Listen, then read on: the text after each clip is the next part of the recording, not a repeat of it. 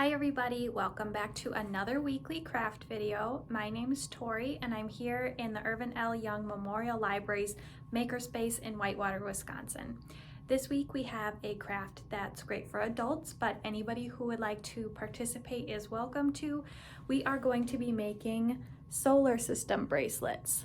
These are really beautiful bracelets that you can make for yourself, or you could make and give to somebody else as a gift. So we are making these bracelets as part of our NASA at My Library project that is going to be going on over the next year or so. And our first NASA at My Library program is coming up in December. You're going to have two chances to attend. You can attend on December 7th at 6 p.m. or on December 11th at 1 p.m. You are going to get a flyer about this upcoming program in your craft kit this week, and I encourage all of you to go to the library's website and register for one of these dates. So craft kits for the solar system bracelet are going to be available November 29th through December 4th. You can stop by the library, pick up your kit, and follow along with this video at home.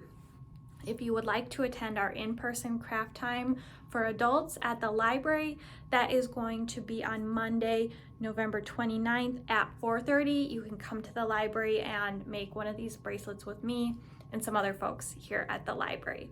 So without further ado, let's get started. In your craft kit this week, you are going to get this lovely little guide that I created to help you identify which beads represent which planets. And then you're also going to get a bag with all the goodies you need to make your bracelet. At home, all you need are a pair of needle nose pliers, some scissors, and a little plate or tray to help keep all your beads together so that you don't lose any of your little pieces.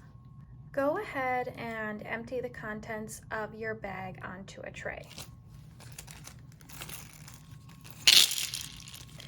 Be very careful. There are some really tiny pieces in here that you don't want to lose. If you take a look at your little guide here, you'll see images of all of the beads and what they are meant to represent. So if you look here, we do have a little bead that is meant to represent Earth's moon. And we do have a bead that is meant to represent Pluto, which is now considered a dwarf planet because it doesn't meet all the criteria to be considered a planet. So if you want to leave out Pluto, you can definitely do that. If you want to leave out the moon, you can do that as well. You can customize this bracelet however makes you happy. So I've included 12 inches of stretchy cord and also a little paper clip. And I'm going to use the paper clip just to create a stopper or a stopping point on the end of my cord so that I can thread my beads and they won't fall off one end as I'm stringing them on the other. Now I'm going to start off with 5 of the black space beads. You're going to be able to customize your bracelet by adding or taking away the black space beads to make a bracelet that is going to fit you or fit the person that you're making it for. So I would recommend starting off with 5 black space beads, and then you can add beads or take away if you need the bracelet to be larger or smaller.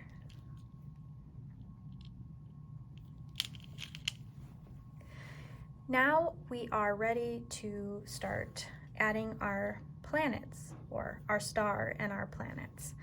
So I'm going to start off with one of these little gold space beads, string that on, and then I'm going to work my way down the list. So starting with the sun, going down this way, and then coming back up here and continuing to add these on. So let's go ahead and go with the sun, this big yellow one. And I like how it looks when I add a gold space bead in between each of my planets. You can use those or you can decide not to use those. That's up to you. I added Mercury, and I'm just going to continue on down the line, adding a planet and a space bead as I go.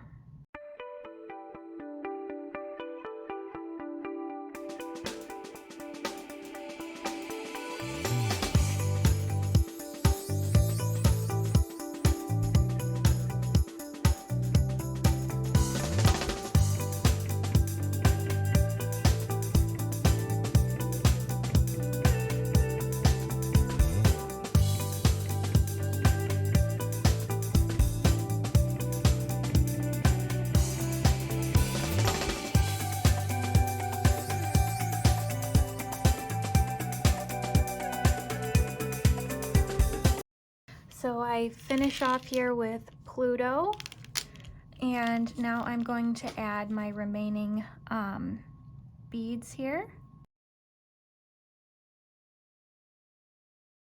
Alright, so I have finished stringing my bracelet. This is where I started, and this is where I ended. For me, it works to use 10 of the black beads, and that makes a bracelet that fits me perfectly. But you are going to get 16 to 18 black beads, so you can add or take away as necessary. So once you have completed stringing your bracelet, you're happy with the way it looks, it's the right size, now you can locate your little crimp tube bead. It's this little gold bead that looks like a tube. And we are ready to close the bracelet. So I'm going to remove my paper clip, and I'm going to string each end of my stretchy cord through the crimp tube, one on each side. So I put it in on that side, and then I'm taking this other end of my stretchy cord and putting it through the other side so that it looks like this. Now I'm going to tighten that up. And once I'm sure that this bracelet is going to fit me or the person that I want to give it to, now I can grab my needle nose pliers, and I'm just going to give it a good squeeze right on that crimp tube, and it's going to flatten it out, and it's going to hold the stretchy cord in place.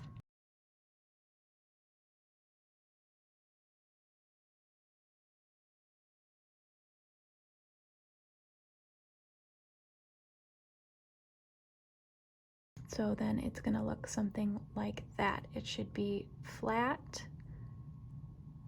and holding everything in place.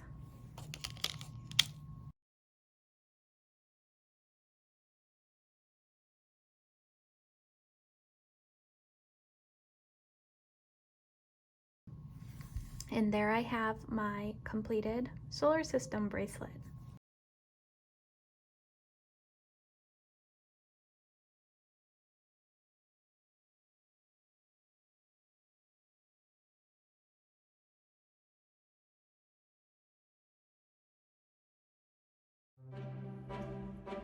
Find us at 431 West Center Street, Whitewater, Wisconsin 53190. Our current hours are Mondays through Thursdays from 9 a.m. to 8:30 p.m., Fridays from 9 a.m. through 5:30 p.m., Saturdays from 9 a.m. through 3 p.m., and Sundays we are closed. To keep up to date, add us on social media. And for more information, please visit our website at www.whitewaterlibrary.org or our Facebook page at www.facebook.com/ILYPL.